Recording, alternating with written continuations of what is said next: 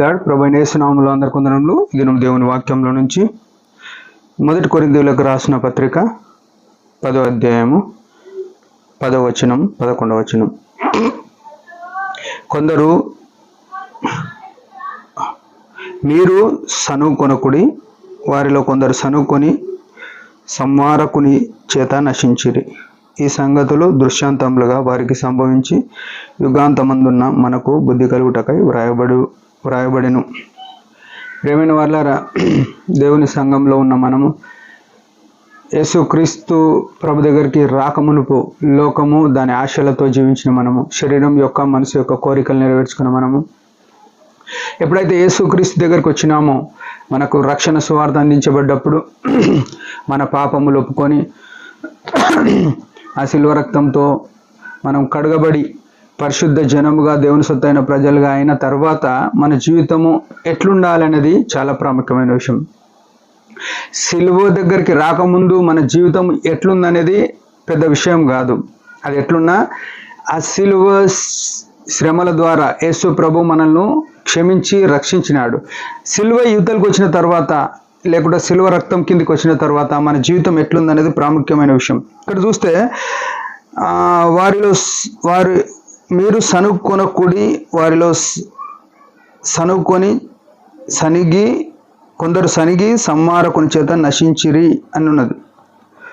వారిలో అనగా ఇశ్రాయేలీలలో వారు ఎర్ర సముద్రం దాటకముందు ఏముందన్నది పక్కన పెడితే ఎర్ర సముద్రం దాటినాక ఎట్లుండాలనేది చాలా ప్రాముఖ్యమైన విషయం. ఎర్ర సముద్రం దాటిన తర్వాత వారి జీవితంలో సర్వశక్తి గల దేవుని యొక్క అద్భుతాలు ఆశ్చర్యాలు అన్ని చూసి కూడా సనుగుతూ వచ్చినారు. ఏమని సనుగుతూ వచ్చినారు? ఐగుప్తుల్లో మాకు సమాధులు లేకుండా, లేకుంటే మాకు అక్కడ మాంసం ఉండే, లేకుంటే మాకు కావాల్సిన ఆహారం ఉండే, ఈ సవిసారం లేని మన్నా అని ఆ దేవదూతలు తప్ప ఎవరు తినని ఆ మన్నా గురించి వారి మనస్సుల్లో సనుగుతూ వచ్చినారు. ఇంకో చోట రాసినారు కీర్తనల్లో, వారి గుడారములో సనిగిరి అని రాసింది. ప్రియమైన వాళ్ళారా, ఈ యేసు ప్రభు ఎంత ఖచ్చితంగా మనిషిని చూస్తున్నాడు మనం ఆలోచన చేయాలి. వీళ్ళు సనిగుడు అనే మాట ఇది బయటికి చెప్పింది కాదు. ఇది గుర్తుపెట్టుకోవాలి మన జీవితంలో. బయటికి ఎవరితోనో అన్న మాటలు కావు, వారి మనసులో అనుకున్న. ఎందుకంటే ఈ ప్రభు ఏం చేస్తాడంటే ఇర్మియా గ్రంథంలో ఆదికాండంలో చూస్తే మనుషులకు ప్రతిఫలం ఇవ్వాలని హృదయములను చూస్తున్నాడు. మొదటి సమయంలో ఉంటుంది. ఆయన హృదయములను లక్ష్య పెడతాడు. అంటే మన హృదయంలో ఏమనుకునేది ఆయన కళ్ళ ముందర ఇట్లా ప్రింట్ అయిపోతుంటుంది. మనము కీప్యాడ్ మీద ఇట్లా టైప్ చేస్తే కొద్దిగా ల్యాప్టాప్లో కానీ ఆ స్క్రీన్ మీద కానీ మన అక్షరాలు ఎట్లా పడతాయి, మన కీప్యాడ్ మీద నొక్కిన ప్రతి అక్షరం అక్కడ పడ్డట్టు మన హృదయంలో ఏమనుకుంటున్నామో అవి ప్రభు ఎదుట ప్రత్యక్షమవుతాయి. అంటే మన హృదయము చాలా జాగ్రత్త పరచుకోవాలి. వీళ్ళు ఏం చేసినారంటే సనుక్కునటను బట్టి వారి సంహారకుని చేత నశించిరి.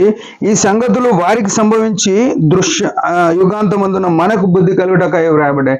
అంటే ఈ యుగాంతంలో ఉన్నాం, ప్రభు రాకడ బహు సమీపమైన తరుణంలో ఉన్న మనము ఈ విషయాలు చూసి మన హృదయమును ఎంతో జాగ్రత్తగా అనుక్షణం మనము ప్రభుదట మన హృదయం సమ్మతిపరుచుకుంటుండాలి.